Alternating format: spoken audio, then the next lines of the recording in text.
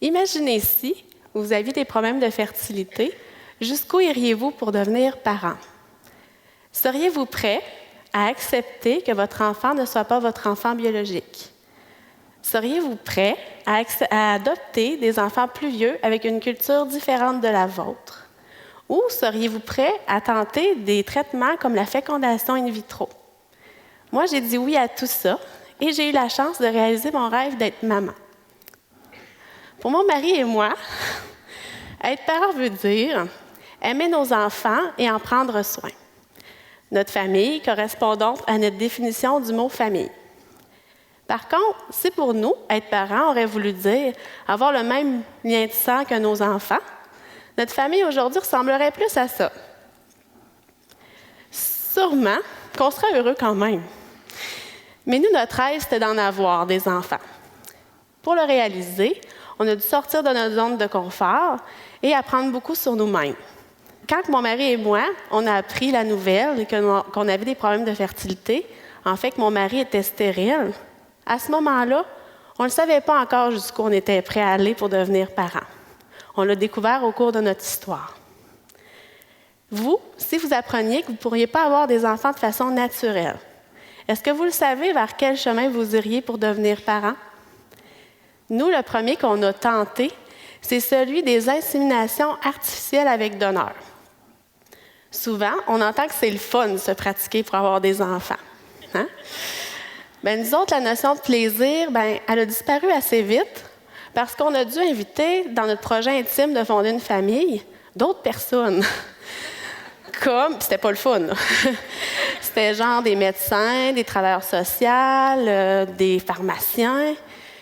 En plus de ça, moi, j'ai dû affronter beaucoup de peurs. Comme par exemple, depuis que j'étais ado, j'avais peur des examens gynécologiques. Je peux vous dire qu'après plus que 40 examens gynécologiques, ma peur est partie grâce à la désensibilisation. Une autre peur que j'avais depuis que j'étais jeune, c'était des opérations.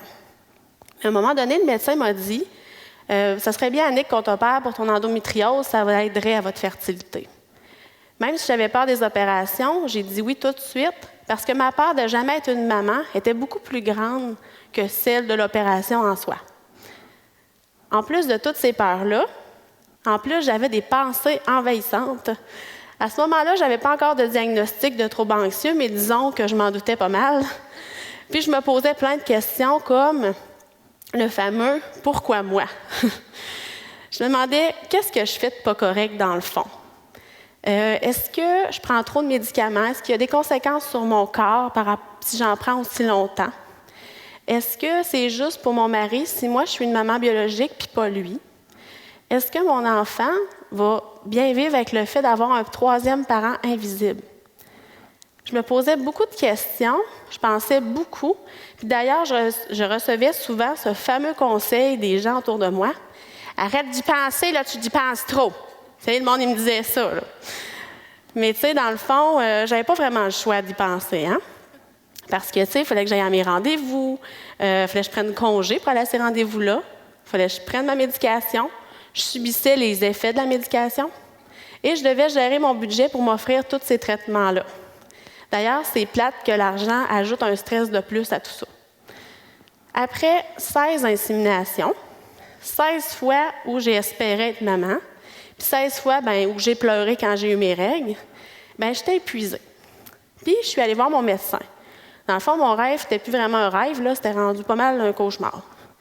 Puis là, mon médecin m'a dit « Là, Annick, c'est fini les hormones, là, je te prescris un voyage dans le sud. » Ça voulait dire « repose-toi. » J'avais atteint ma limite et j'ai arrêté mes traitements.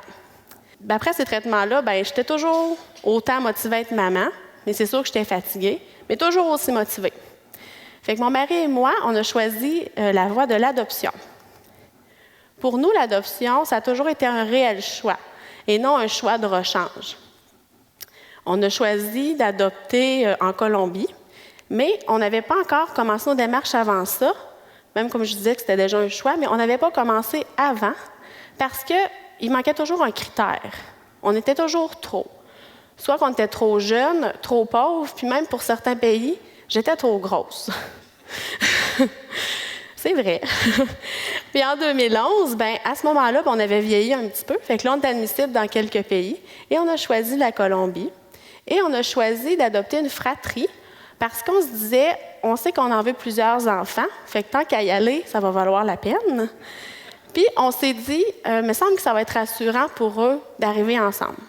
On était sûrs de cette décision-là, mais la décision qu'on a vraiment plus hésité, c'est sur jusqu'à quel âge on était prêt à adopter. C'était quoi notre âge limite? Pour faire un choix éclairé, j'ai lu plein de livres épeurants sur le trouble de l'attachement. Ensuite, c'est vraiment épeurant, là, je vous le dis. Une autre chose qu'on a fait, c'est qu'on a pu discuter avec des parents qui avaient vécu cette expérience-là, puis ils nous ont vraiment exprimé comment ils s'étaient sentis. Mais celle qui m'a convaincue, c'est une petite fille. Pendant une conférence pour parents adoptants, cette petite fille-là, elle avait été adoptée de la Colombie. Et ça faisait seulement quelques mois qu'elle était adoptée. Puis elle avait l'air comme d'être bien, elle parlait bien français. Puis elle a dit que les grands-enfants aussi avaient besoin de parents. Fait que là, c'est là que je me suis sentie interpellée. Je me suis dit, moi, je suis capable d'être une maman comme ça. Et je me sentais capable, mais c'est sûr que j'ai eu peur. J'ai eu peur que si j'adoptais mes enfants plus vieux, qu'ils ne m'appellent jamais maman, ou qu'ils ne m'aiment pas, ou que les gens autour de moi n'acceptent pas ma décision. Finalement, les gens autour de moi ont super bien accepté ça, mais c'est certain que des fois, j'ai reçu des petits commentaires de des gens qui ne me connaissent pas beaucoup. Et à un moment donné, il y a une madame qui m'a regardée et elle a dit « Ouais, il y en a qui veulent toutes faites, hein, ça ne veut pas se salir les mains, ça ne veut pas changer de couche. Hein? » Puis l'autre commentaire que j'ai eu plus souvent, c'est ouais, ils sont où les vrais parents de ces enfants-là? Tu sais, comme si moi, j'étais une fausse mère à côté. Là, et puis, c'est ça, fait qu'en adoptant, on accepte beaucoup de choses. Comme moi, j'ai accepté qu'au fond de mon cœur, que mes enfants ils ont eu une maman avant moi. Et j'ai accepté de ne pas tout savoir leur histoire. Tu sais, moi, je suis la maman de mes enfants, mais je ne sais pas à quel âge ils ont marché. Puis je ne sais pas s'ils ont été allaités ou non. Comme je disais tantôt, je vivais beaucoup d'anxiété pendant les inséminations, mais pendant l'adoption, là, c'était vraiment beaucoup plus encore. Et puis, je ne pouvais pas vraiment en parler parce que je savais que si j'en parlais, ça pouvait nuire à mon projet d'adoption. Ça ne fait pas beau dans un dossier de maman anxieuse. Même si j'ai accepté beaucoup de choses, il y a quand même des chemins où j'ai choisi de ne pas aller. J'ai mis des limites. Comme par exemple, quand on adopte, il y a une étape où on reçoit nous, dans le temps, c'était une lettre, qu'on avait 90 critères que l'organisme d'adoption nous demandait de classer de celui où on se sent le plus à l'aise jusqu'à celui qu'on ne se sent plus du tout à l'aise. Dans le fond, des critères, ça peut être des maladies que les enfants ont ou des situations qu'ils ont vécues. Puis moi, je suis quelqu'un de très ouvert d'esprit, mais en regardant ça, je me suis sentie coupable parce qu'il y a des choses que je me disais, je ne serais pas capable. Puis ça, j'ai eu de la misère à vivre avec ça un petit bout de temps. Malgré que j'ai mis ces limites-là, moi, j'ai eu la chance qu'on me propose un dossier. J'ai pu adopter une grande fille de 9 ans puis un petit garçon de 7 ans. Et je vous partage la photo de notre première rencontre. Alors, c'est ça. Ils sont beaux, hein? 3 ans après l'adoption de mes enfants, j'en voulais un autre. Ça n'avait pas passé, ce désir-là encore. Fait que là, j'en voulais un autre. Et j'ai fait un beau rêve d'un petit bébé qui est venu me voir dans mon sommeil et qui m'a dit « Bonjour, maman, je m'en reviens bientôt, je m'appelle Laurence. » Et là, moi, j'ai écouté ce rêve-là, je l'ai dit à mon chum, puis on a décidé d'aller maintenant vers la fécondation in vitro avec donneur. Au départ, moi, j'avais un petit peu de misère avec cette méthode-là parce que je trouvais qu'on forçait un petit peu trop la nature. On dirait que j'avais un petit malaise avec ça. Puis j'en ai parlé avec plusieurs personnes. Puis à un moment donné, il y a une madame qui m'a dit « Tu sais, Annick, là, les césariennes, là, c'est pas très naturel, mais on est bien content que ça existe. » Puis là, j'ai fait « Ouais, c'est vrai qu'on est privilégié de vivre dans un pays puis à une époque où c'est possible, qu'on a accès à ça. » Fait que moi, j'ai été dans ce chemin-là de la fécondation in vitro. Ça a vraiment bien été. Les 2 petites choses que j'ai trouvées plus difficiles, ça a été l'injection des hormones que je devais me faire à la maison. D'ailleurs, je n'ai jamais réussi seule. C'est toujours mon chum qui l'a fait. Et aussi la ponction des ovocytes, que ça fait mal, on va se le dire. Alors, j'ai été vraiment chanceuse parce que moi, ça a fonctionné du premier coup. Et j'ai eu une belle grossesse, j'étais en pleine forme. Et j'ai eu la chance de rencontrer vraiment ma petite fille que j'ai appelée Laurence. Merci. Aujourd'hui, c'est certain que je suis fière du chemin que j'ai parcouru pour avoir mes enfants. Mais je suis très consciente que des fois, j'ai failli dépasser mes limites. Dernièrement, je suis tombée sur une citation de Nelson Mandela que je trouve qui représente bien mon histoire. C'est que vos choix reflètent vos espoirs et non vos peurs. Moi, j'ai eu peur tout le long. Mais j'avais plus... Mon rêve était plus grand que ça. Et je termine en vous partageant une phrase que mon petit bonhomme m'a dit quand il était petit. Là, il est plus petit.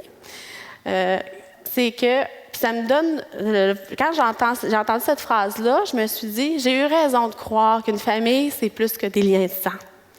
Sa phrase, c'est « Maman, l'important, c'est pas de se ressembler, mais d'avoir le petit fil invisible qui relie nos cœurs. » Merci. Merci.